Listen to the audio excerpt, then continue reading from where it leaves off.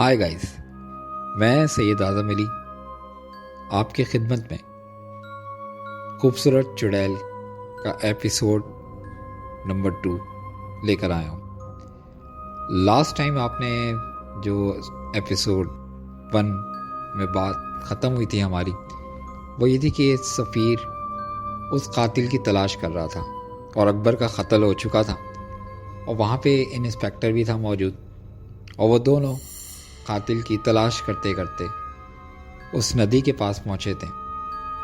آئیے سنتے ہیں کہ آگے کیا ہوا۔ انسپیکٹر سفیر کو مخاطب کر کے بولتا کہ گویا ان دونوں نے 2 ہفتوں کے اندر شادی بھی کر لی۔ جی انسپیکٹر صاحب، ثنا اس دنیا میں اکیلی تھی، ماں باپ ایک حادثے میں فوت ہو گئے تھے، اس لیے اس کے چچا نے اس کو پالا، اس لیے انہوں نے بھی شادی میں دیر نہیں کی تھی۔ وہ کہاں رہتے ہیں؟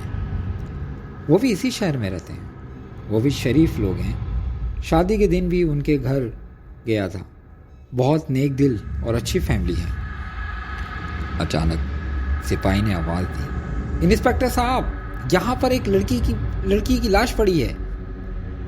ہم ایک طرف درخت میں چلے گئے، وہاں کافی درخت تھے، اور ایک درخت کے نیچے بھابھی ثنا پڑی ہوئی تھی، اور میں یہ دیکھ کر حیران ہو گیا کہ وہ نشان بھابھی کے پاؤں کے تھے، کیونکہ اب ان کے پاؤں پر خون جم چکا تھا اور وہ بے ہوش تھیں۔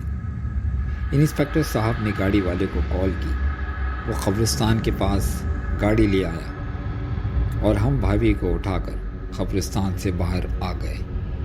گاڑی وہاں پہلے سے موجود ہی تھی اور اس کو ہسپتال لے گئے۔ بھابھی کافی دیر سے بے ہوش تھیں، اور وہ بتا سکتی تھیں کہ اکبر کا قاتل کون ہے اور وہ قبرستان میں کیسے آئی ہیں۔ میں اکبر کے کفن دفن میں مصروف تھا۔ اکبر کا بھائی اور والد بھی گاؤں سے آئے تھے۔ اکبر کا بڑا بھائی اکرم بہت پریشان تھا، کیونکہ وہ اپنے بھائی سے بہت پیار کرتا تھا۔ والد کا بھی بہت برا حال تھا، وہ تو اکبر کی ضد کے پیچھے خاموش تھے۔ اکبر ہی ضد کر کے شہر آیا تھا اور بینک میں ملازم ہو گیا تھا۔ شادی بھی اسی نے اپنی پسند سے کی تھی۔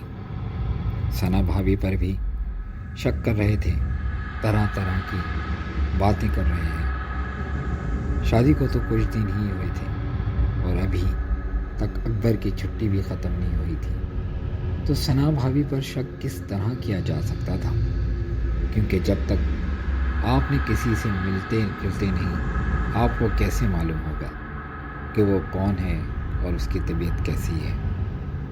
آج اس واقعے کو 3 دن ہو گئے ہیں۔ بھابھی ابھی تک بے ہوش تھی اور قاتل کا کوئی سراغ نہیں مل رہا تھا۔ میں بینک سے واپسی پر ہاسپٹل کا چکر لگاتا تھا۔ اکرم بھائی اور اکبر کی والدہ ہاسپٹل میں ہی تھے۔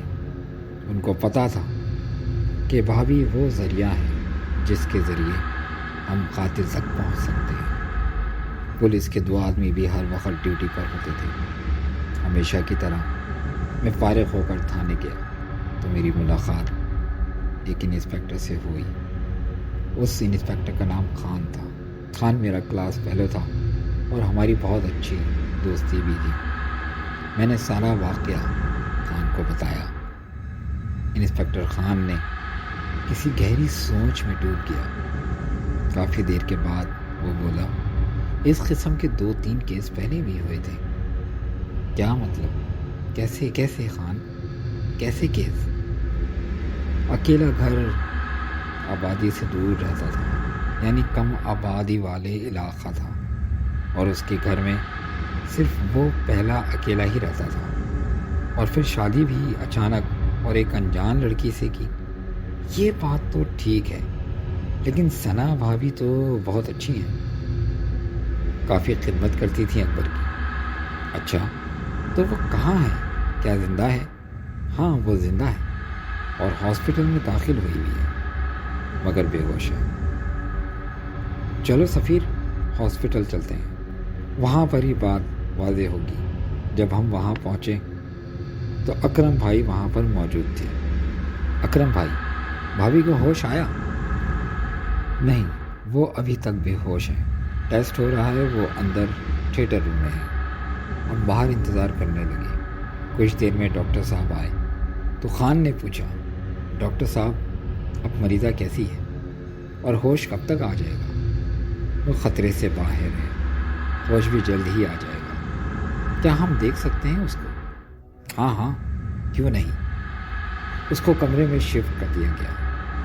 ہم تینوں کمرے میں آئے۔ میں نے دیکھا کہ خان بھابھی کو غور سے دیکھ رہا تھا۔ یہ ثنا بھابھی ہے، اکرم نے کہا۔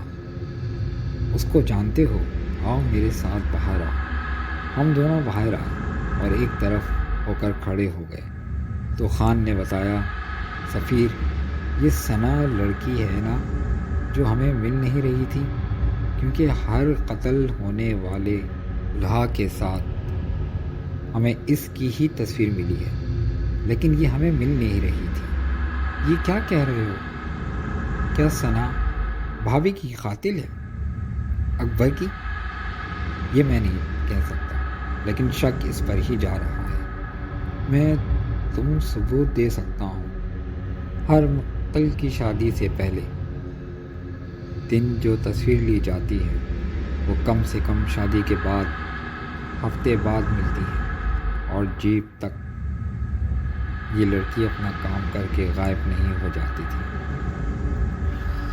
گائز، یہاں ایپیسوڈ ختم ہوا۔ اگر آپ نے ہمارے چینل کو سبسکرائب نہیں کیا ہے اور اس کا ایپیسوڈ نہیں سنا ہے تو آپ کو یہ کہانی سمجھ میں نہیں آئے گی۔